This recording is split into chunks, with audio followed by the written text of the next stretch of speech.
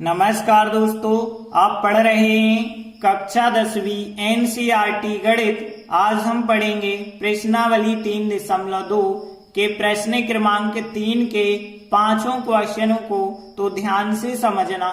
देखिए प्रश्न 3 क्या है।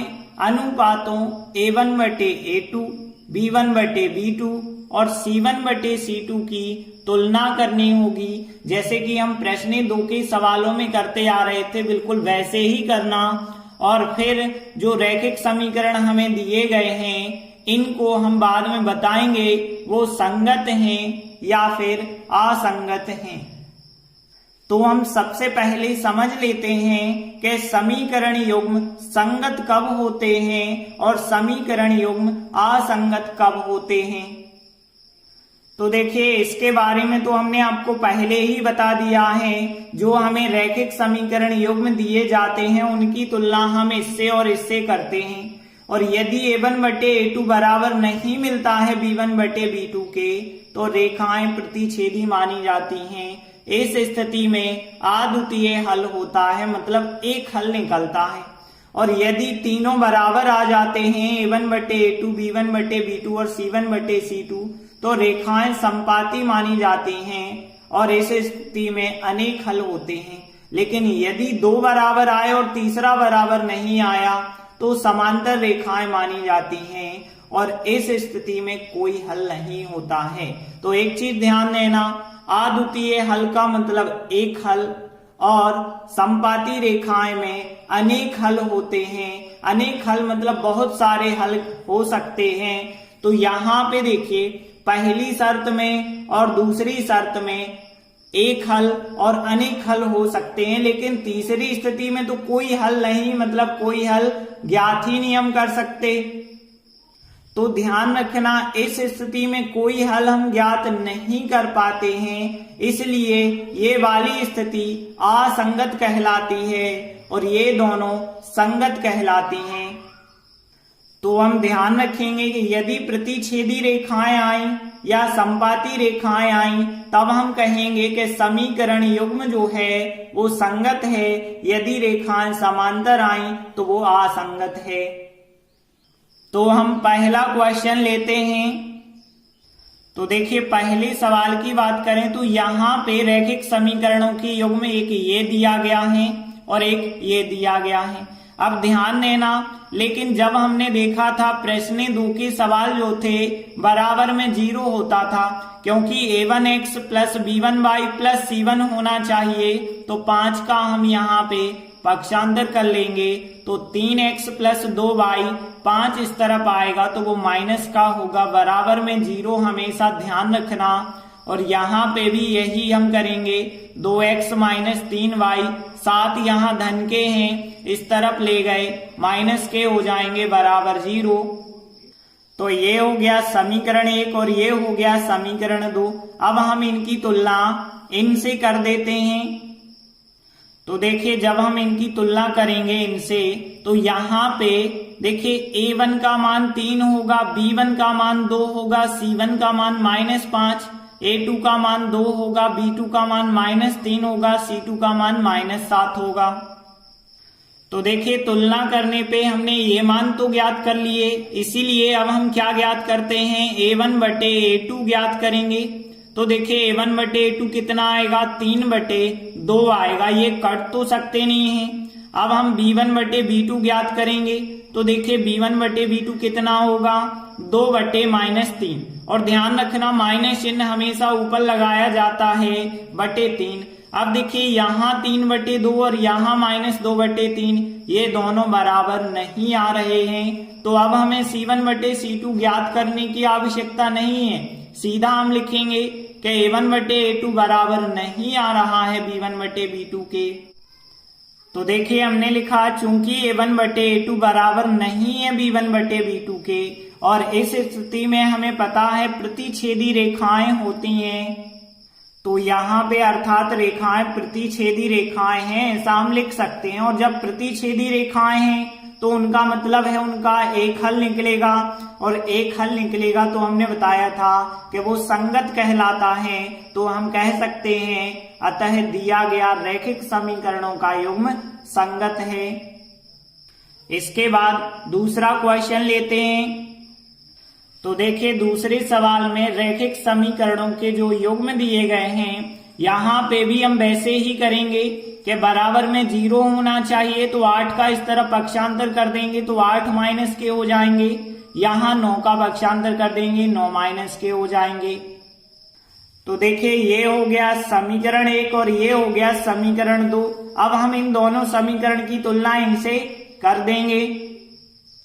तो देखिए इन दोनों समीकरण की तुलना आप इससे और इससे करेंगे तो a1 का मान 2 होगा, b1 का मान -3 होगा, c1 का मान -8 होगा, a2 का मान 4 होगा, b2 का मान -6 होगा, c2 का मान -9 होगा।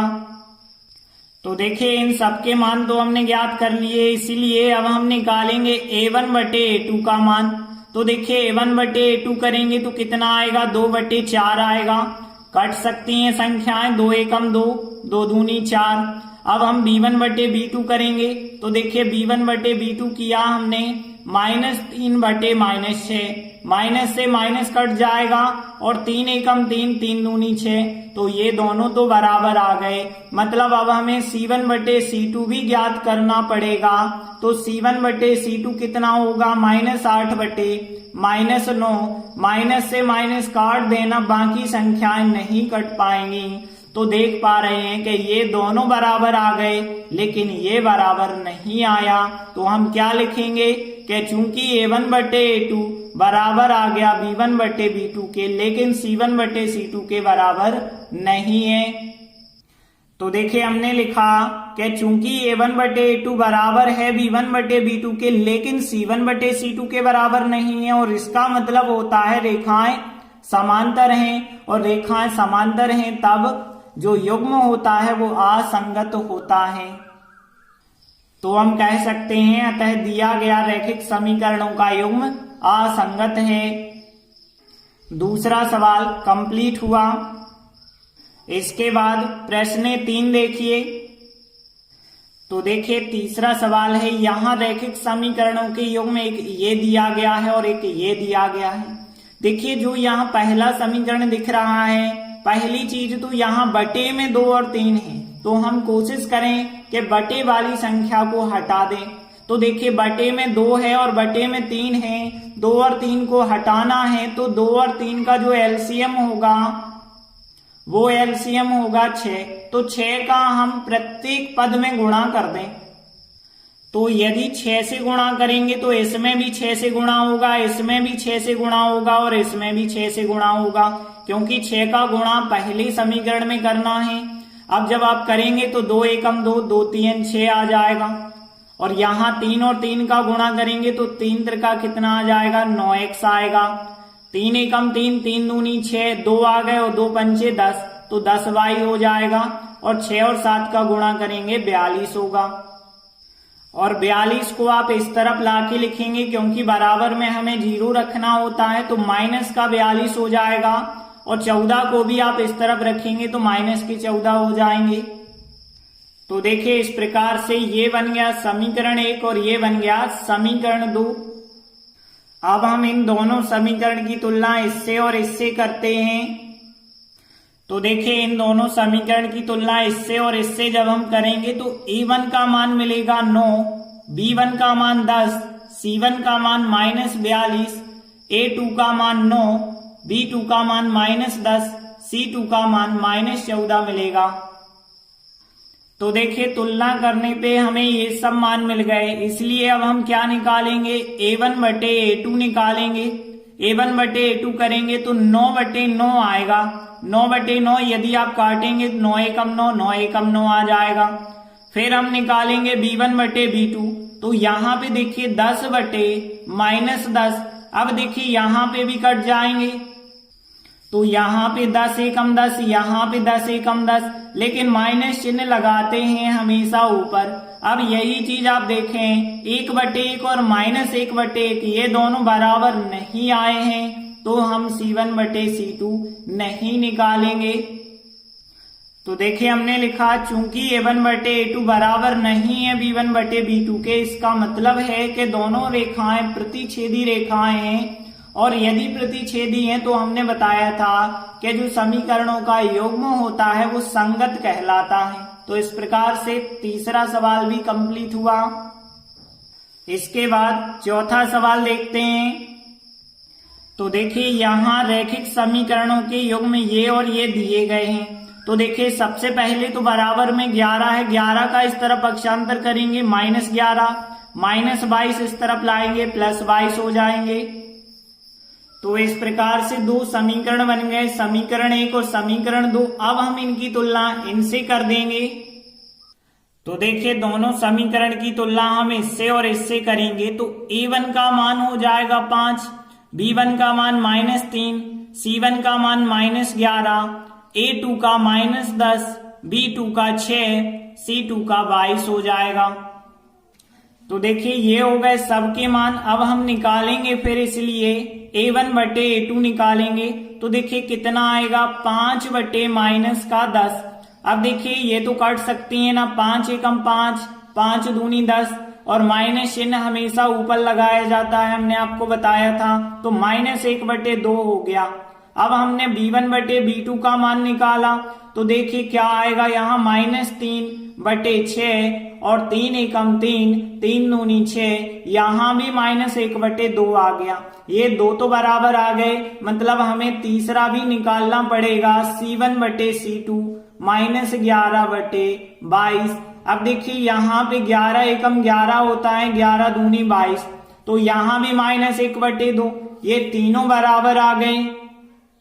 तो देखिए हमने लिखा चूंकि a1 बटे a2 बराबर b1 बटे b2 बराबर c1 बटे c2 और यदि तीनों बराबर होते हैं तो रेखाएं होती हैं समपाती। समपाती रेखाओं का मतलब होता है अनेक हल, और अनेक हल जब भी होते हैं तो समीकरणों का जो युग्म होता है वो संगत कहलाता है। तो इस प्रकार से चौथा सवाल भी कंप्लीट हुआ। इसके बाद पांचवा सवाल देखते हैं। तो देखिए यहाँ रैखिक समीकरणों के युग्म यह और यह दिए गए हैं। सबसे पहली चीज यहाँ बटे में 3 है, 3 को हम हटाएंगे तो 3 का गुणा यहाँ पे इस पूरे समीकरण में प्रत्येक पद से करना पड़ेगा। तो देखिए यदि हम 3 का गुणा प्रत्येक पद से करेंगे तो यहाँ 3 से 3 कट जाएंगे, कितना आएगा 4x। 3 का गुणा करेंगे, कटने के लिए कोई संख्या है ही नहीं, तो 3 दूनी 6y और यहाँ 3 8 24 बन जाएगा। फिर 24 का पक्षांतर करके लिखेंगे तो -24 और बराबर में 0 रहेगा। और ऐसे हम समीकरण 1 बना देते हैं। और जो दूसरा समीकरण है इसमें तो कोई बटे में संख्या है ही नहीं, तो केवल 12 का बस पक्षांतर कर दो तो -12 हो जाएगा और इसे समीकरण 2 बना दो। तो देखिए दो समीकरण हमारे बन गए। अब हम इनकी तुलना इन समीकरणों से करेंगे। तो देखिए जब हम इन दोनों समीकरण की तुलना इससे और इससे करेंगे तो a1 का मान 4 मिलेगा, b1 का मान 6 मिलेगा, c1 -24, a2 2 मिल जाएगा, b2 का मान 3 मिलेगा और c2 का मान -12 मिलेगा। तो देखिए यहाँ सबके मान आ चुके हैं, इसलिए अब हम क्या ज्ञात करेंगे, पहले a1 बटे a2 ज्ञात करेंगे, मतलब 4 बटे 2। तो यहाँ 4 बटे 2 यदि सरल करेंगे तो 2 दूनी 4, 2 एकम 2, तो यहाँ 2 से हमने काट दिए तो 2 बटे 1 आ गया।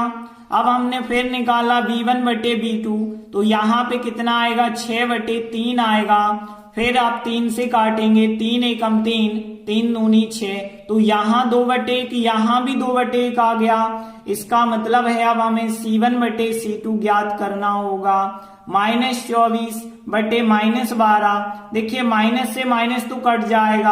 अब 12 एकम 12, 12 दूनी 24, यहाँ भी 2 बटे 1, मतलब ये तीनों बराबर आ गए। तो देखिए हमने लिखा चूंकि a1 बटे a2 बराबर b1 बटे b2 बराबर c1 बटे c2 और यदि ये तीनों बराबर हैं तो समपाती रेखाएं होती हैं, मतलब अनेक हल, और इस स्थिति में समीकरणों का युग्म संगत होता है।